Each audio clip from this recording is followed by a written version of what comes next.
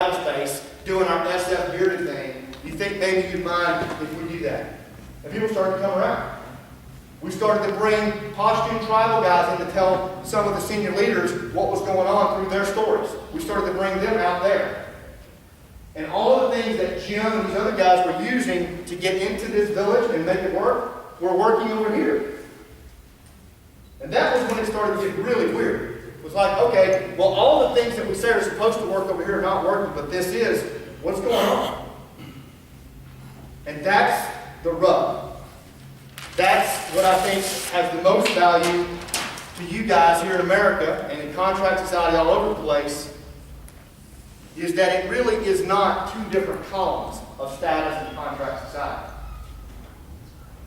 As long as we've been on this earth, 0 to 250,000 years-ish, most of that we have been status society. In the last 10,000 years, we started farming. In the last 7,500 years, we started metal tools.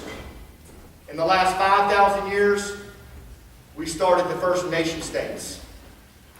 And in the last 250 years, Jeffersonian democracy, and then maybe in the last 100 years, the Industrial Revolution.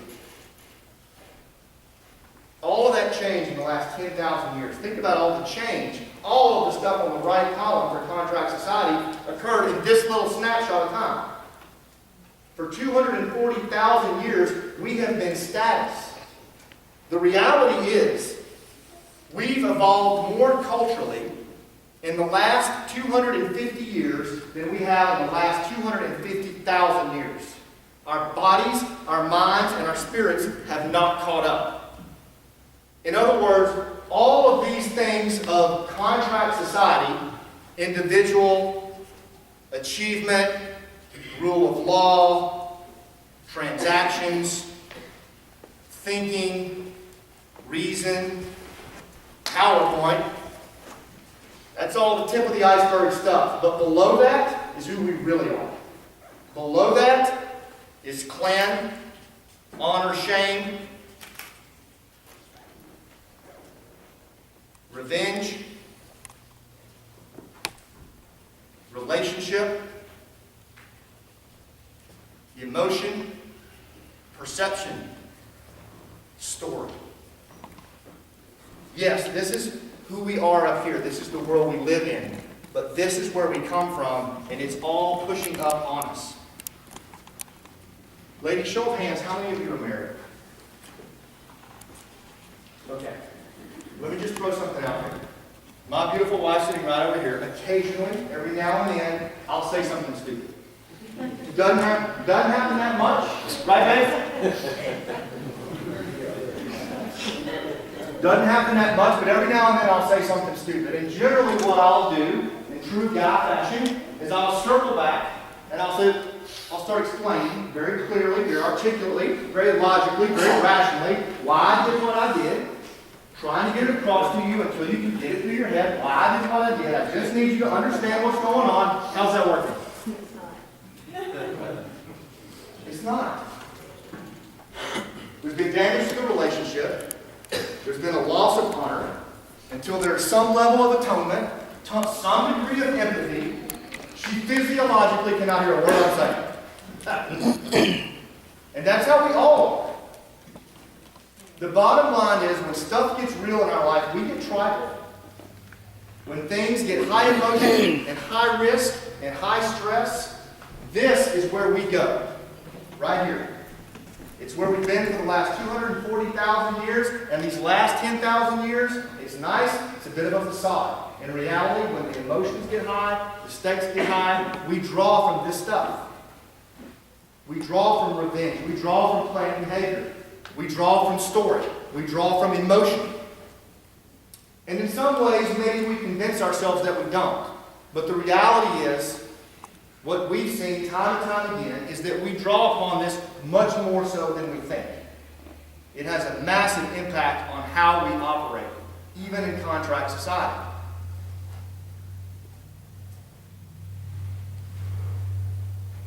Probably the most important thing that I would like to leave with you on this is that I'm a fan of what's above the iceberg here. The fact that we emphasize the individual. The fact that our country does it. The fact that we put emphasis on a rule of law and not some restorative justice system that placates clans and restores relationships just for the heck of it. I mean, I've seen how that plays out in countries around the world, and it's nasty. And I want no part of it in this country. But there's a few things that I think we have to understand as a society. One is that we give no recognition to this reality when we deploy forward. We are still going into places like Iraq and Afghanistan and Syria and Africa with absolutely no cognizant recognition of this reality. We're going in completely with the top of the iceberg biases. Rule of law, individual, Jeffersonian democracy, all of those things that are common up here, that's what we're carrying into these places. And it's allowing ISIS and Al-Qaeda and the Taliban and others to exploit the heck out of it. Because they know that in these tribal societies that this is what resonates. This is what locals care about. And if we can't demonstrate in some fashion that we understand this, we're in trouble. The second thing that I want to leave you with is in the book Mark Kleiner writes on Rule of the Clan, that if we as a society don't understand the rule of the clan, we're doomed to go back there. I'll say that again. If we do not understand the rule of the clan and status society, we are doomed to go back to it. I want you to turn on your television when you go home tonight. I want you to watch the news. Watch what's going on in communities and societies all over the country. Think about the things we've just talked about here. Honor, revenge, feud, and the way it's playing out. Status society, one of the things that in the book Troublesome Inheritance, Nicholas Wayne writes, status society has a woeful absence of trust. It doesn't matter where you go in tribal areas, mafia areas, gang areas, there's no trust. You have in-groups and out-groups, in-groups and out-groups. Everybody is buying and competing for the resources. That's how it goes. And there's all these honor-based rules to govern that behavior. But it's nasty. There's an absence of trust there. Our society, what makes our society so special is that there is an implicit requirement for trust in order to have free trade, capitalism, rule of law, rights of the individual, where we're all kind of on the same page. It requires a tremendous amount of trust to have that. And we're losing that trust in our society. It is literally eroding like sand from an hourglass. And my contention, after studying this problem for a long time, and looking at it through the lens of a Green Beret who just studies the people, is because we've completely lost touch of where we come from. We've lost touch of our human nature. We don't know where we come from. We've actually fooled ourselves into thinking that this is just who we are, what's above the waterline. And that these things here just really don't matter, and that's really just not who we are. And the more we do this, the more trust is eroding from our society. And the more that happens, I think the more we're going to backslide into it. So there's three critical steps I would leave you with on this that I would ask you to consider. This stuff, I mean, you can see. I had to take you on the path that I took you to at least get a feel for the realities that we're facing here. Both abroad, in the places where the bad guys set up shop, but here at home. That there's a lot more to who we are as people than just what you see above the waterline. And that when the stuff gets real in our lives, this is where we draw from. I'm not asking anyone in this room to step back into clan society. I've spent 23 years of my life defending what's above the waterline, and I'm kind of a fan of it. But I am asking you to learn more about where you come from. Teach your children more about where they come from. Teach your little guys how to tell stories. How to communicate through stories. How to value relationships and emotions and perceptions. Because that's who we are. And we're at our best when we do that, especially when we're doing those things and it informs our actions up here. In his book, A Whole New Mind, Daniel Pink tells us that 84% of high net worth earners are right brain thinkers these days. It is trending this way. But at the end of the day, the three things I would ask you to consider are this. One is think about your mindset and how you view human nature and what's going on around you. Open up the aperture a bit and get beyond our own biases as best we can. Because it's easy to get caught up in this stuff. I would ask you to look at Rule of the Clan by Mark Weiner, The World Until Yesterday by Jared Diamond, and I'll provide these books to Adam as well. We'll send out to you guys. And then this other book by this dude, Scott Mann, called Game Changers, that's coming out in about a month.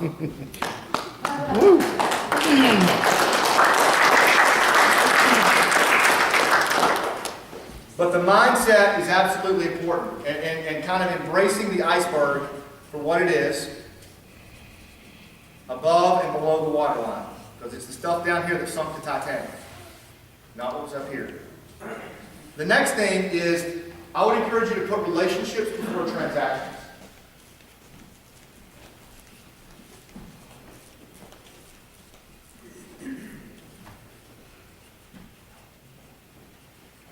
What I mean by that, in the kind of society that we live in today, we've evolved to the point that transactions are just done for the sake of the transactions, and we don't really value the relationships the way that we used to. If you go to a clan or a tribal area, watch how they trade, watch how they interact. The transaction always follows the relationship. When Jim Gant asked Sitting Bull to defend or fight against Al-Qaeda, he didn't do that until that relationship was established. And then Sitting Bull's response was, of course. Transactions are a natural outflow from relationships. When the relationship is established the right way, the transaction is just a natural outflow of that. Stuart Diamond, in his book, Getting More, bestseller on negotiations, says that people and organizations that collaborate and put relationships before the transaction typically get four times more value out of the deal. Whether that's buying a car, whether that's doing a merger, whether that's negotiating your child's tuition. Relationships before the transaction. Again, I have 3 boys. I'm talking about teaching your kids this stuff. We've lost this. Value the relationship, and it takes a little bit more time. It's a little bit harder. But putting that relationship before the transaction is some powerful stuff. And then the final thing is story.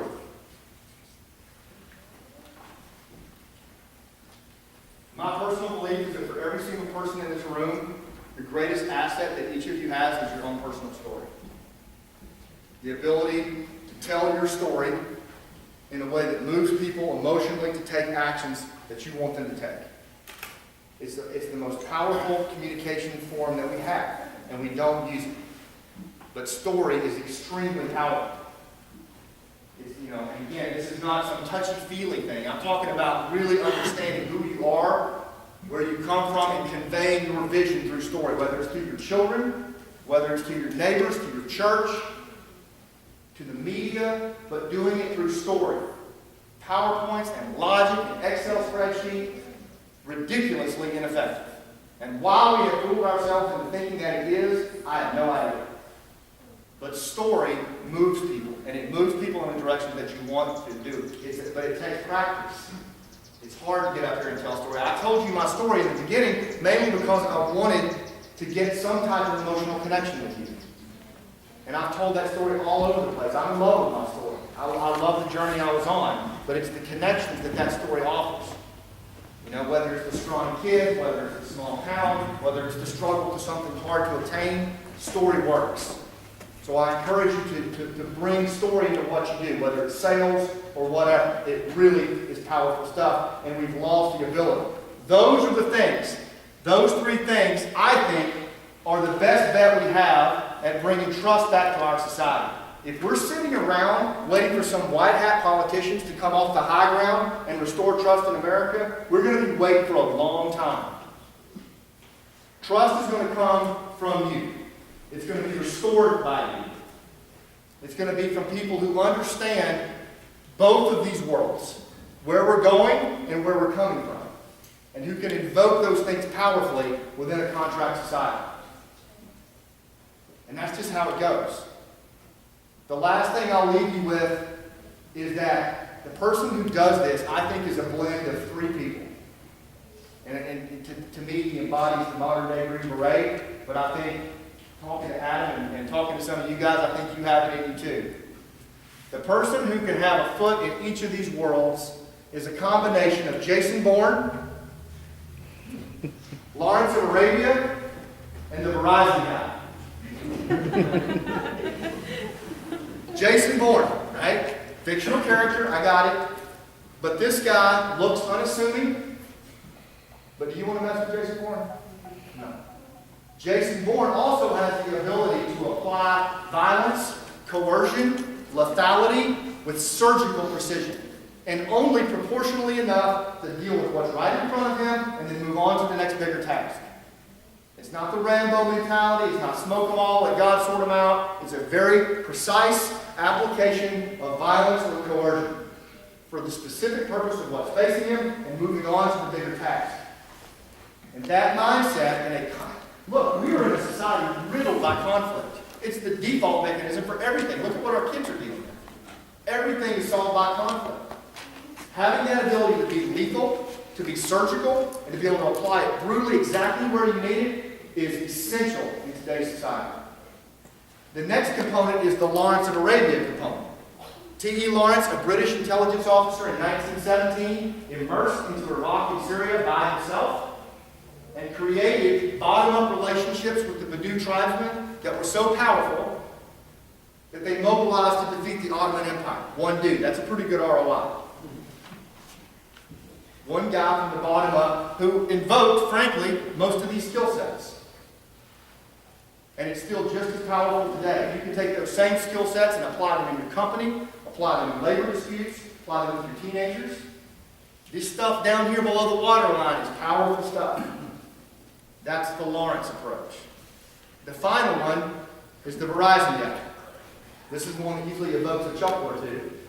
But you know the guy I'm talking about, he's on the commercials. Can you hear me now? Good. Can you hear me now? Good. And that's all he does. He just moves from place to place with an obsession of connecting people. And he's got his little tribe that follows behind him, and they stop when he stops. But what I think that stands for is someone who is passionate about building networks and connecting people. Look at this room. I mean, look at the people in this room and how fast it's grown. You know, there's an application of technology and what we're capable of doing that's very, very powerful. You know, and thinking like a catalyst. And I'm a passionate catalyst. A catalyst is someone who basically understands your problem so well that they become my problem. And the minute I get it, I'm like, you know, I know exactly who you need to meet. And then I connect you, and then I get out of the way. That's powerful, powerful stuff in our society today. People who are passionate catalysts, who have a common desire to solve the same problem, but who have different networks and tribes behind them, who are focused on building tribes around that problem set. I've seen national mission units use that to destroy top-tier, high-value targets. We used it in Afghanistan to get this program funded. It's extremely powerful. The collaboration approach is extremely useful. So just remember those three avatars. Jason Bourne, Lawrence of Arabia, and the Verizon guy. You roll those three guys up, I think that's what we're going to have to thrive in today's society. I'm going to leave my email information with you guys, all of my website information. We're running a workshop on this down in Florida where we're going to go really deep on this with just about 30 folks on October 10th. We'd love to have you if you're interested in coming to that. See Mann offline. But at the end of the day, I just want to tell you how proud I am of you guys for what you're doing. Because as I travel around and talk to people, I'm absolutely convinced nobody's coming. Nobody's coming. The leadership of this country is going to start right here. It's going to start with groups like this. You see the problem for what it is, and you get that tap on the shoulder and just step into the moment, even if we don't have the answer yet.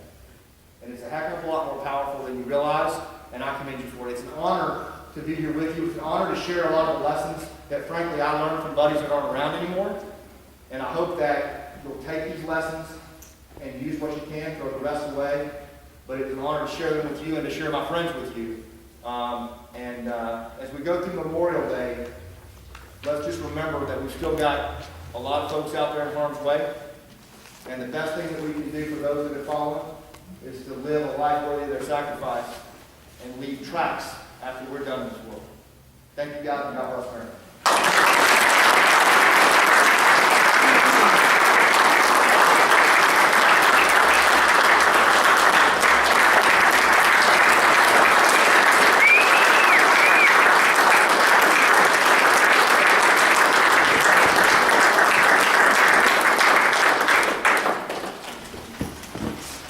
Please take your seats, and folks, feel free to hang out a little bit. Please come on up and talk with Scott and his wife.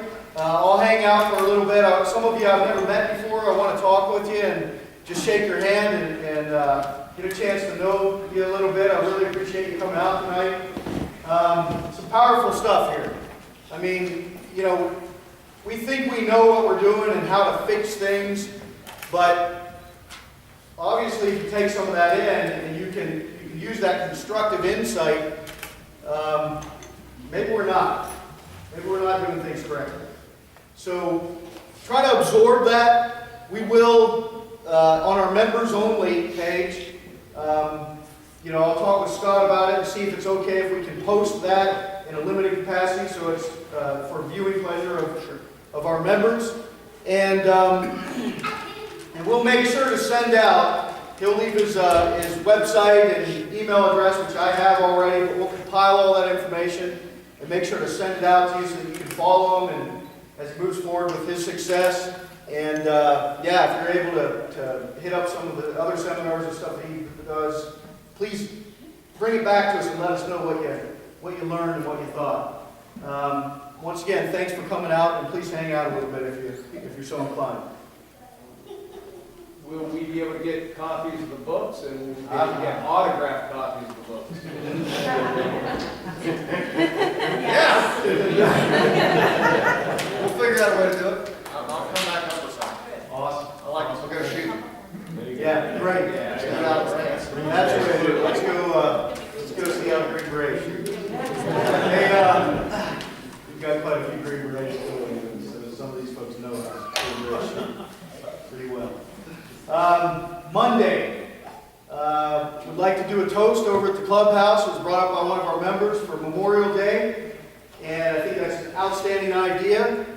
And I'm wondering if it should be in the morning, so you can come over, do a toast, and then go on about your day and your barbecues and stuff like that, or should it be in the evening, so you have your days and your family time, and then you come over and do a toast in the evening.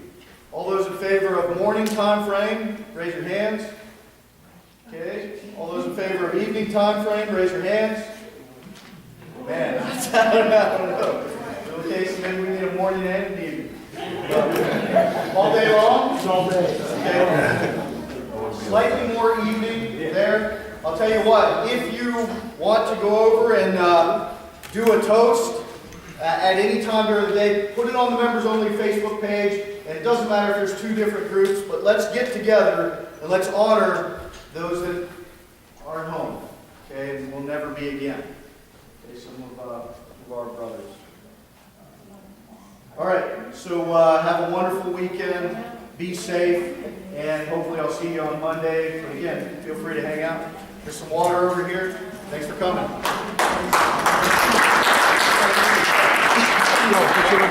Absolutely, bro. Thank you.